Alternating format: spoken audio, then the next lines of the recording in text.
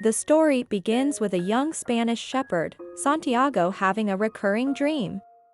It happens each time he sleeps under a sycamore tree outside of an old church building. During the dream, a child tells him to seek treasure at the foot of the Egyptian pyramids. Santiago consults a gypsy woman to interpret the dream, and to his surprise she tells him to go to Egypt. A strange, magical old man named Melchizedek, who claims to be the king of Salem, echoes the gypsy's advice and tells Santiago that it is his personal legend to journey to the pyramids.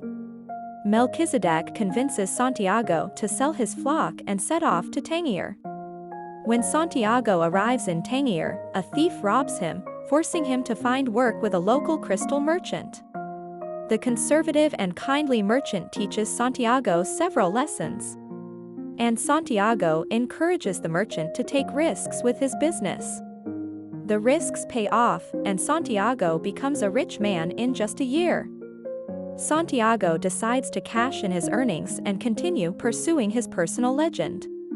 To find treasure at the pyramids, he joins a caravan crossing the Sahara Desert toward Egypt, and meets an Englishman who is studying to become an alchemist. He learns a lot from the Englishman during the journey. For one, he learns that the secret of alchemy is written on a stone called the Emerald Tablet.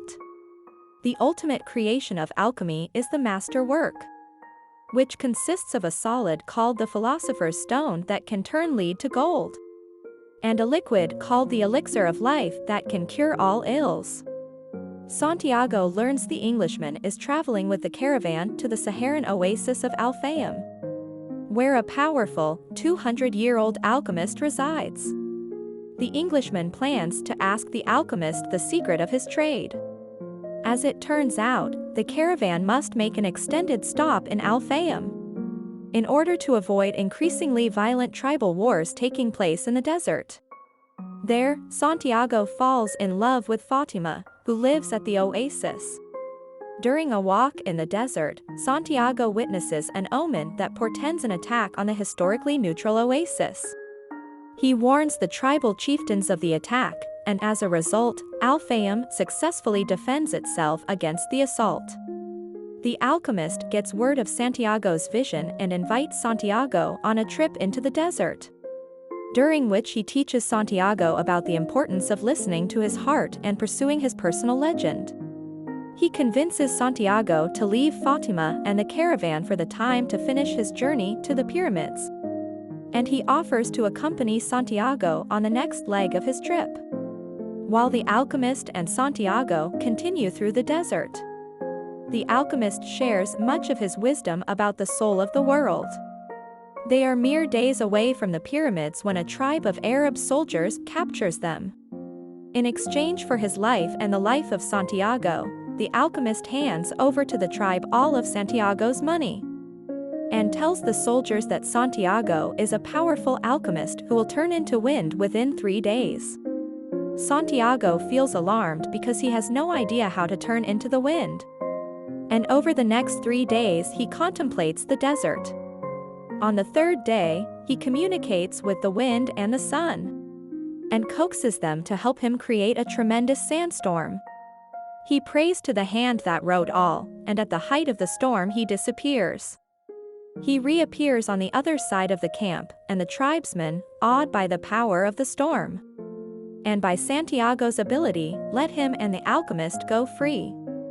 The alchemist continues to travel with Santiago as far as a Coptic monastery several hours from the pyramids. There, he demonstrates to Santiago his ability to turn lead into gold using the Philosopher's Stone. He gives Santiago gold and sends him off. Santiago begins digging for the treasure at the foot of the pyramids, but 2 men accost him and beat him. When Santiago speaks to them about his dream vision, they decide he must have no money and let him live. Before leaving, one of the men tries to illustrate the worthlessness of dreams by telling Santiago about his own dream. It concerns a treasure buried in an abandoned church in Spain where a sycamore tree grows. The church is the same one in which Santiago had his original dream, and he finally understands where his treasure is. He returns to Spain to find a chest of jewels and gold buried under the tree, and plans to return with it to Al-Fayum, where he will reunite with Fatima, who awaits him. Sometimes our success and destiny is right next to us, but in order to be worthy of it we need to make the journey. Always remember, when you want something, all the universe conspires in helping you to achieve it. Thanks for watching. Like and subscribe, and we will see you tomorrow with another book summary.